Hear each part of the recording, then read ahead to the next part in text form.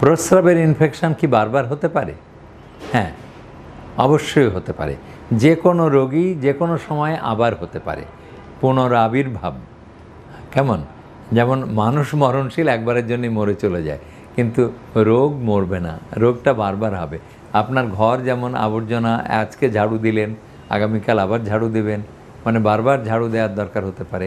আমাদের দেহ রোগগুলি কিন্তু বারবার উপস্থাপন হতে পারে, কারণ যে রোগ জীবাণু আপনার দেহে ঢুকে পড়ছে সেটা আজকে মরে গেল, আবার 1 মাস পরে সে আবার ঢুকতে পারে। এবং আপনার দৈহিক ক্ষমতা যদি কমে যায়, রোগ প্রতিরোধ ক্ষমতা যদি কমে যায়, সে খুব সহজেই আবার আপনাকে কাবু করে ইনফেকশান করে দিবে। কারণ রোগ জীবাণু সবসময় ঢুকতেই থাকে, আর আমাদের দেহের ভিতরে যে পুলিশ বাহিনী আছে, সেই পুলিশ বাহিনী ওর সাথে ফাইট করতে থাকে। এখন কে জেতে? যদি আমাদের পুলিশ বাহিনী হেরে যায় তাহলে রোগ প্রকাশ পাবে, আর আমাদের পুলিশ বাহিনী যদি জিতে যায় তাহলে রোগটা প্রকাশ পাবে না।